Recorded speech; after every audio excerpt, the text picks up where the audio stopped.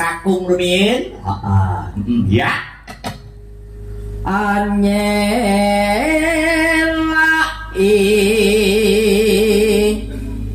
janji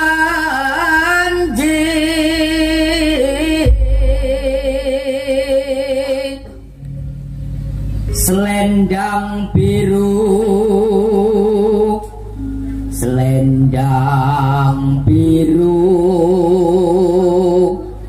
amung ngenai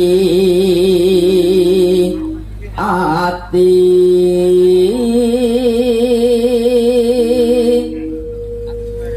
ora tekan batin setiamu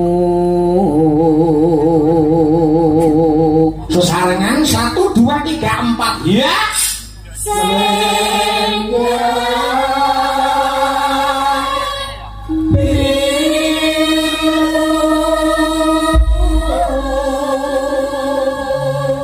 sekali lagi sak lambar meneh ya ya tetap ono janjimu selendang biru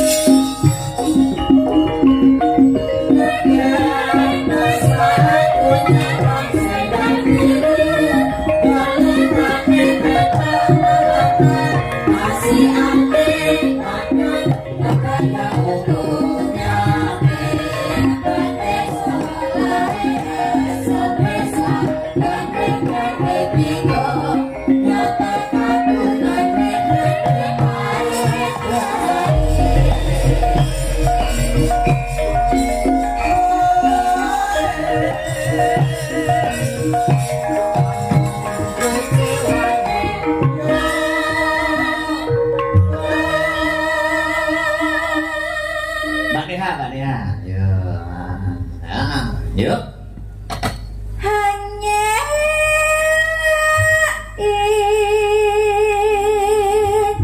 janji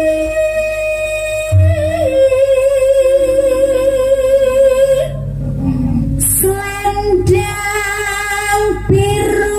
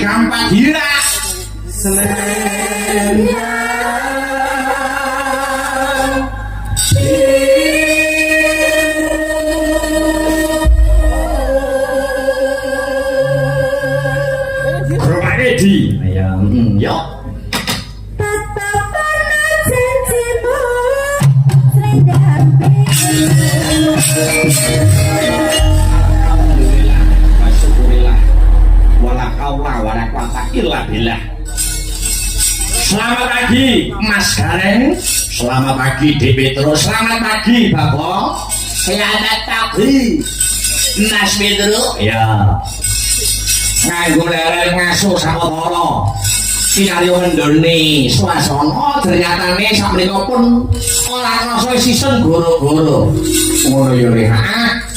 Wayang ora mung kinarya tontonan nanging wayang uga kinarya tuntunan kang sarta tatanan. Nggih. Apa meneh lakon pamundhut sing ora kena dinyang warga masyarakat Benjeng. nyuwun mundhut lakon laire wis anggeni. Oh, ngono ah. Kayata lakon senenganku kuwi. Ayo. Lakon senengan. Alhamdulillah, gitu. Lakon laire wis anggeni kena kinarya kaca Benggolo, nggih. Sing becik kena kanggo patuladan, sing ala aja ditiru. Oh iya. Napa meneh wayang mriku jaman kepungkur kuna sampun menjadi media siar kaliyan para wali-wali kang sumebar wonten ing bumi Nusantara. Oh ya nek. Mila wayang menika sanepan saking tetembungan wajib sembahyang ringgit Sunan Giri ingkang nganggit. Wayang ana simpingan tengen karo kiwa. Tengen menika saking tembung anteng ing angen-angen. Simpingan kiwa iki hawa. Ya. Kabeh sing gumelar iku wonten ing Jakarta Raya wonten kalih yen ana becik mesti ana ala. Yen ana dhuwur mesti ana ndek, yen ana ireng mesti ana putih. Oh, ngono. Begitu juga urip ning alam dunya. Lah yo. Urip ana alam padang uga mangkono. Kabeh kena kanggo kinarya pembelajaran ana ing media wayang yang bisa diaplikasikan dalam kehidupan sehari-hari. Wah, ngono ya. Mulai iki awake dhewe ning kene ngestu padha dawuh pangandikane warga masyarakat Kukuban Genjeng kanthi lantaran Bapak Kasun ingkang paring dawuh dumateng kula sakanca. Oh ngono. Bapak Kasun Pak Yudino. Oh iya. Wah, luar biasa ternyata warga masyarakat Genjeng antusias kang sarta apresiasi wiwit sore nganti tekan saiki tetep diacungi jempol mangkono. Nggih. Awake dhewe ora bisa ngaturke apa-apa, mung bisane ngaturke panuwun kang tanpa pepindhan. Terima kasih yang sangat banyak untuk seluruh warga masyarakat ing Kukuban Genjeng. Ya le. Sing wis tresno lahir batin yang awake dhewe sakanca. Ayo. Nek ora tresno ora mungkin dikon sowan nang kene. Yo. Tambah dulure, tambah rezekine, tambah sirkele dan lain sebagainya. Nggih. Penonton nunggoni nganti siseng goro-goro ki wis luar biasa. Ngono ya nggih. Mergi kesibukane para orang niku sendiri-sendiri Mas Gareng. Wah, so ana sing cik nyambut gawe, sesuk ana sing cik makarya ning sawah, ning kantor dan lain sebagainya. Mula awake dhewe ngaturke panuwun untuk penonton-penonton yang ada di TKP yang masih menunggoni di tempat. Yo, ternyata yo iki wis jam 2 muncul isih ditunggoni. Tegese tresnane karo awake dhewe sak kanca kuwi tenanan ora gemen-gemen le. Ngono ya Mas Gareng. Iya. Wong jare penonton nganjuk wis diacungi jempol. Diwenehi lagu ya menikmati, diwenehi lakon ya ngemake, diwenehi sabetan ya dinikmati. Ayo. Hiburannya diapresiasi, lakonnya dimake wiwit bedal kayong nganti tancap kayong. Penonton nganjuk luar biasa. Ora mung awake dhewe, dume awake dhewe iki wong kelahiran putra daerah asli Nganjuk, ngopi-ngopi penonton Nganjuk ku mboten. Iya. Sing kabeh para senior-senior dalang, kabeh para pepunden-pepunden dalang wis banyak yang mengakui. Oh ngono. Penonton Nganjuk hebate kaya ngono. Lah iya. Luar biasa. Saiki orang-orang lumaku, ayo. Dikendoni suasanane le. Dikendoni suasanane mong dulu wis anggis amuk nyang-nyangan. Kaya ngono hiboe, kaya ngono gayenge saiki dikendoni dhisik sadurunge ngebarake lakon. Ya. Disinta. Ya. Selamat pagi Wilujeng Enjing di Sinta. Iya. Wilujeng Enjing. Luar biasa. Dengan minangka salam pambuka utawi muka dipamot ing sisih goro-goro. Anu, Dik. Orang ingkang sajenengan bebas merdeka. Jenengan monggo kemawon. Derek. Ayo. Derek. Manut. Pelok napa slendro? Pun sakmut panjenengan. Dengan mut pelok. Slendro. Nek mboten mut. Imut.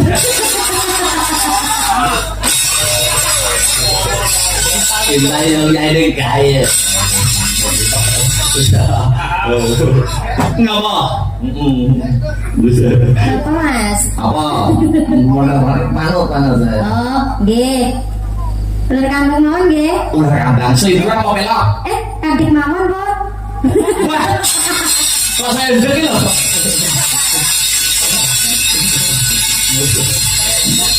Ular kambang aja. Oh, nggih. Sing mau pelok oke enggak? Oke, mau pelok. Slendro aja deh. Oh, sudah aja deh. Ya, mangga.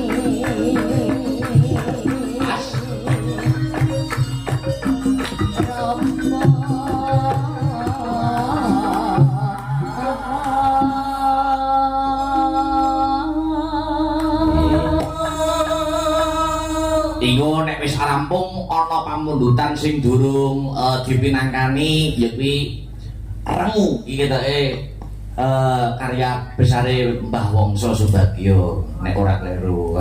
Sri, cocok ya Sri Remu? Bisa ya? Oh iya. Jian. Aku nek Sri mo. Iya. Terus Bagong mesti mulai to mesti. Ya engko Sri, engko iki jeneman sik iya.